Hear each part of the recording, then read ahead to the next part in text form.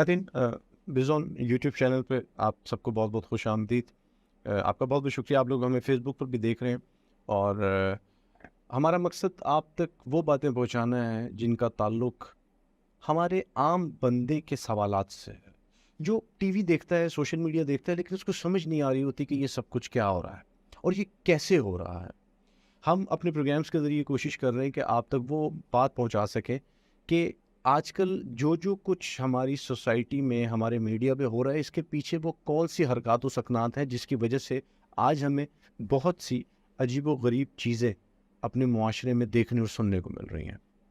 नाज़रीन, भूख जिस्म की हो और ख़ुराक मुयस्सर ना हो तो इसके नतीजे में पैदा होने वाली बीमारी का नाम बेसब्री है।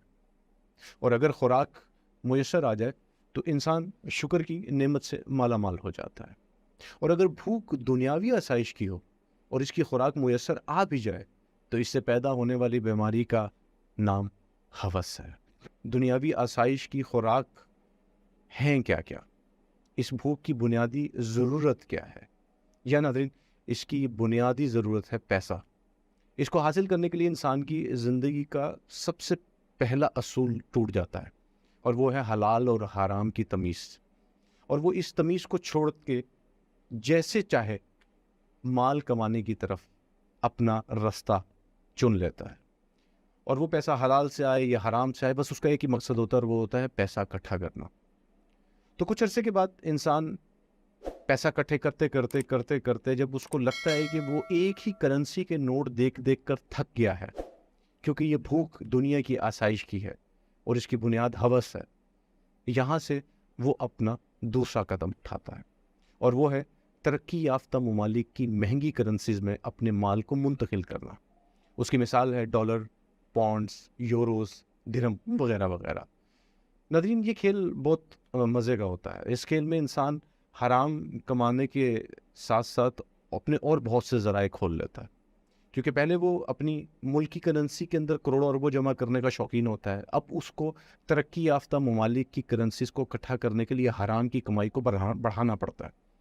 इसके लिए अमली तौर पर जो लोग दूसरा कदम उठाते हैं वो पावर गेम की तरफ जाते हैं। और पाकिस्तान में पावर गेम हासिल करने के लिए चीदा चीदा तरीके हैं। या तो सियासतदान बनना, सरकारी मुलाजमत करना, ब्यूरोक्रेट बनना, या फिर हराम कमाने वाले सरकारी मुलाजमीन के साथ ताल्लुकात को बढ़ाकर उन ताल्लुकात को इस्तेमाल करना। नाज़रीन, ये ताल्लुकात का स्केल 17वें ग्रेड से शुरू होता है और ये चलते चलते 22वें ग्रेड तक चला जाता है। और इसके अंदर आपको फिर ब्यूरोक्रेट्स, सरकारी और नीम सरकारी इदारे के लोग नज़र आते हैं जो ऐसे शख्स का शिकार होते हैं। नाज़रीन, आपको हैरत होगी, इन ताल्लुकात को बढ़ाने के लिए पैसे से ज़्यादा कुछ और चीज़ों की ज़रूरत पड़ती है। और इन ज़रूरतों का ताल्लुक है रातों की महफ़िलों के साथ। जी हाँ नाज़रीन, इन महफ़िलों में शराब, कबाब, औरत और हर किस्म की ड्रग्स की सहूलत कारी बनता है वो शख्स जो इन तमाम लोगों से अपने ताल्लुकात इस्तवार करना चाह रहा होता है। और आपको हैरत होगी कि इन महफ़िलों के अंदर सरकारी और नीम सरकारी अफराद के अलावा मुल्क के बड़े बड़े सरबराहान भी शामिल किए जाते हैं। इन महफ़िलों का मकसद एक दूसरे को इस बात का एतमाद दिलाना होता है कि हम सब अजनबी नहीं हैं, बल्कि मुश्तरका सोच के मालिक हैं जिनका मकसद दुनिया की आसाइशों से लुत्फ़अंदोज़ होना है। नाज़रीन, इस किस्म की महाफ़िल के अखराजात उठाने वाला ये वही एक शख्स होता है जो कि अपने इस अंदर के हवस को बढ़ाता हुआ एक नए कदम की तरफ बढ़ता है। और आप हैरान होंगे कि ये एक रात में लाखों और करोड़ों रुपया अय्याशी के नाम पर इन दोस्तों पर कुर्बान कर देता है। नाज़रीन, ये वही एक शख्स होता है जिसने आइंदा आने वाले दिनों में इन लाखों करोड़ों रुपए से अरबों खरबे रुपए इन ताकतवर लोगों से हासिल करना होते हैं। और ये सारा माल जो एक शख्स बनाता है, इसमें वो इन सरकारी और नीम सरकारी अफराद को हिस्सेदार बनाता है, जो रात की इन अय्याश महफिलों से उठकर दिन की रोशनी में इस एक शख्स के सहूलतकार बनते हैं। बल्कि अगर आप बराह रास्त कह लीजिए तो ये उसके मुलाजिम होते हैं। और ये शख्स चंद सालों में मुल्क का सबसे बड़ा बिजनेस टाइकॉन बनकर स्कूल कॉलेजेस के तालिब इल्मों का हीरो बन जाता है। इसके मुंह से निकलने वाला एक एक जुमला अक़वाले ज़री की इलामत बन जाता है।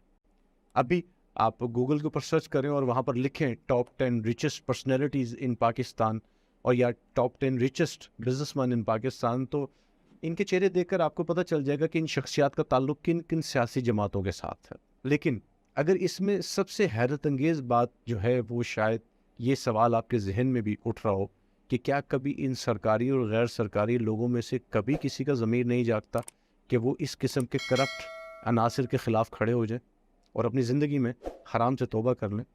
تو ناظرین، اس کھیل کا جو سب سے خوفناک پہلو ہے وہ یہی ہے کہ یہ جو ایک شخص لاکھوں کروڑوں روپیہ ایک رات کی عیاشی پر خرچ کرتا ہے، اس کے ساتھ میں ایک اور کام بھی کیا جاتا ہے، وہ ہوتا ہے ان تمام سرکاری اور غیر سرکاری افراد کی عیاشی کے دوران ویڈیو، آڈیو ریکارڈنگز اور اس کے علاوہ فحاش تصاویر اور رشوت کے لین دین کے دوران کی آڈیو ریکارڈنگز کا ایک بہت بڑا مواد کو یہ اپنا اثاثہ بنا کر رکھتا ہے، تاکہ کسی بھی وقت کسی کا ضمیر جاگنے لگے اس سے پہلے یہ تمام مواد کی کاپی اس تک پہنچا دی جائے تاکہ اس کا ضمیر جاگنے سے پہلے ہی مر جائے۔ لیکن آپ کو شاید یہ سمجھنے میں بہت اب آسانی ہو چکی ہوگی کہ جس کاروباری آدمی، سیاسی شخصیت یا سیاسی جماعت، اس کے علاوہ پرائیویٹ یا سرکاری اداروں کے پاس جتنی بھی چربہ ویڈیوز، تصاویر، آڈیو ریکارڈنگز برآمد ہوتی ہیں، وہ تمام لوگ بتائے ہوئے ان اوپر جو ہم نے آپ کو ساری ترتیب بتائی، اس پروسیس سے گزر کر اس قسم کے غلیظ اثاثے کا مالک بنتے ہیں۔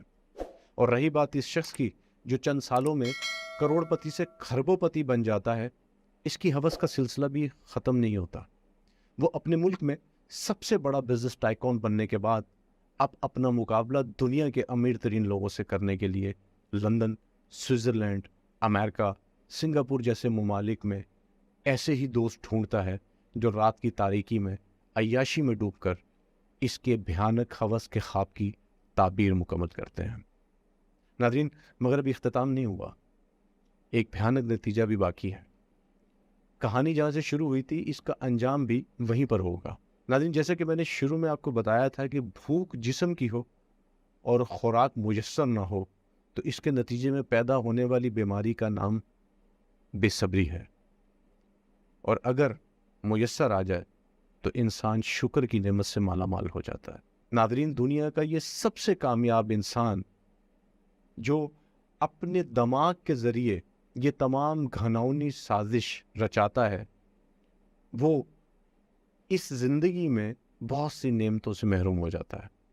سب سے پہلی نعمت، جسم کو بھوک تو لگتی ہے مگر جسم میں جانے والی خوراک اللہ کی جانب سے محدود کر دی جاتی ہے۔